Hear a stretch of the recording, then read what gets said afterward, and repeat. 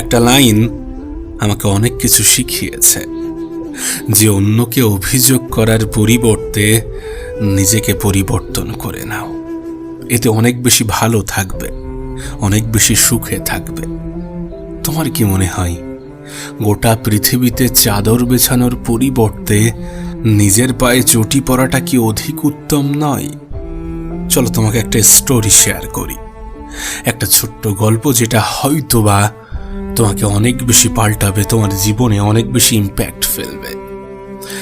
একটা ছোট্ট পরিবার, সেই পরিবারের 4 জন সদস্য, হাজব্যান্ড, ওয়াইফ এবং তাদের 2টি সন্তান। ওই সন্তান মানে ওই বাচ্চা দুটির প্রচুর ইচ্ছা যে তাদের বাবা মায়ের একটা গাড়ি থাকবে। প্রতিবেশীর অনেকের গাড়ি আছে, তাদেরও প্রচুর শখ যে তাদের গাড়ি থাকবে, তারাও ঘুরতে বেরোবে। তো ওই বাচ্চা দুটি তার মাকে বলল যে, মা, বাবাকে বলো না আমাদের একটা গাড়ি নেওয়ার জন্যে। তার মায়েরও একটা শখ যে বাড়িতে একটা গাড়ি থাকলে, একটা কার থাকলে খুব ভালো হয়। তো তিনি তার হাজব্যান্ডকে বললেন যে, দেখো বাচ্চারা এরকম বলছে, আমাদের একটা গাড়ি নিলে কেমন হয়। হাজব্যান্ড বলে যে, গাড়ি আমি নেব, কিন্তু ধার করে নেওয়ার পক্ষপাতী আমি নই। কিছু টাকা জোগাড় করি, তারপরে অবশ্যই নেব। অনেক কষ্ট করে কিছু টাকা জোগাড়ও করলেন এবং সিদ্ধান্ত নিলেন যে তারা গাড়ি কিনতে যাবে। কিছু টাকা ডাউন পেমেন্ট দিয়ে বাচ্চাদের পছন্দ মতো একটা গাড়িও কিনলেন। গাড়ি নিয়ে বাড়ি ফেরার পথে তারা প্রচুর আনন্দ করছিল, প্রচুর মজা করছিল এবং সেই আনন্দেই সিদ্ধান্ত নিল যে আগামীকাল তারা ঘুরতে যাবে পুরো পরিবার। পরের দিন তারা ঘুরতে বেরোলেন এবং তারা যেন জীবনের সব থেকে সুন্দর সময়টা কাটাচ্ছেন। অনেকটা পথ যাওয়ার পর হঠাৎ করে আবহাওয়ার পরিবর্তন হলো। কোথা থেকে যেন ঝড় বৃষ্টি এসে হাজির হলো। এত জোরে বাতাস বইছিল যে রাস্তার পাশের একটা অনেক বড় আকারের গাছ গাড়িটার উপরে পড়ল। কিন্তু ঘটনাক্রমে তারা প্রত্যেকেই বেঁচে যায়। তাদের মধ্যে 2-1 জন সামান্য আঘাত পেয়েছিল, তাই পাশের হসপিটালে তাদেরকে ভর্তি করা হয়, তাদেরকে অ্যাডমিট করা হয়। কিন্তু যখন তারা বাড়ি আসে, তাদের প্রতিবেশী, তাদের আত্মীয় স্বজন সবাই বলে যে এই গাড়িটাকে বেচে দিতে। ইভেন তার পরিবারের সদস্যরাও, যারা চাইছিল যে তাদের বাড়িতে একটা গাড়ি থাক, তারাও বলতে লাগলো যে গাড়িটা বেচে দাও। গ্রামবাসী, আত্মীয় স্বজন অপায়া, অলক্ষণী গাড়ি বলে আখ্যা দিতে লাগলো এবং বলল যে এই গাড়ি, এই বাড়িতে থাকা আরও বেশি ক্ষতিকর। কিন্তু সেই ব্যক্তি গাড়িটাকে বিক্রি করল না, বরং যে সমস্যাগুলো ছিল, গাড়িতে যে ক্ষয়ক্ষতি হয়েছে, অনেক কষ্ট করে টাকা জমিয়ে সেগুলোকে সব কিছু ঠিক করলো এবং আবার সেই গাড়িটাকে পুনরায় রূপ দেওয়ার চেষ্টা করলো।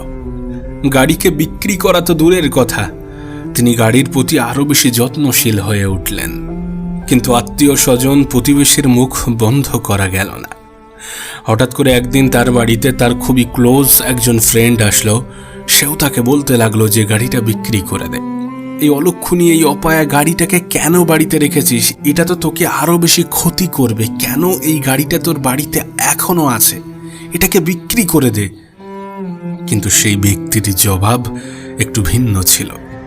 তিনি বললেন যে এই গাড়িকে আমি কিভাবে বিক্রি করব, যে আমার পুরো পরিবারের জীবন বাঁচিয়েছে, যে গাড়ি আমার 2 সন্তান, আমার স্ত্রীর জীবন বাঁচিয়েছে, আমার জীবন বাঁচিয়েছে, সেই গাড়িকে আমি কিভাবে বিক্রি করব? আমি যতদিন বেঁচে থাকব এই গাড়িটাকে আমার সঙ্গে রাখতে চাই এবং একে আমার পরিবারের সদস্য বানাতে চাই। দেখো, বিষয়টা এখানে স্পষ্ট। আমাদের চিন্তা ভাবনার উপরে নির্ভর করছে সামনের ব্যক্তিটা কেমন। না, এটা ঠিক যে পৃথিবীতে ভালো মানুষের যেমন অভাব নেই, খারাপ মানুষেরও অভাব নেই। কিন্তু ভালো খারাপের মাঝে পার্থক্যটা বোঝা উচিত। কোনটা উত্তম এবং কোনটা উত্তম নয় সেটা খোঁজা উচিত। যদি পজিটিভ কিছু থাকে তাহলে সেই পজিটিভ জিনিসটাই দেখা উচিত। জীবন অনেক সুন্দর, জীবনের মধ্যে অনেক পজিটিভ জিনিস আছে, বাট আমরা মানুষ তো, আমাদের নেগেটিভ জিনিসটাই বেশি আকৃষ্ট করে। তোমার কাছে অনুরোধ করব, পজিটিভ থাকার চেষ্টা করো, পজিটিভ ভাবার চেষ্টা করো, পজিটিভ মানুষের সাথে একটু মেলামেশা করো। আর অন্যকে অভিযোগ করার পরিবর্তে নিজেকে পরিবর্তন করে নাও। গোটা পৃথিবীতে চাদর বিছানোর পরিবর্তে নিজের পায়েই চটি পরে নাও। আজকের মতো এতটাই।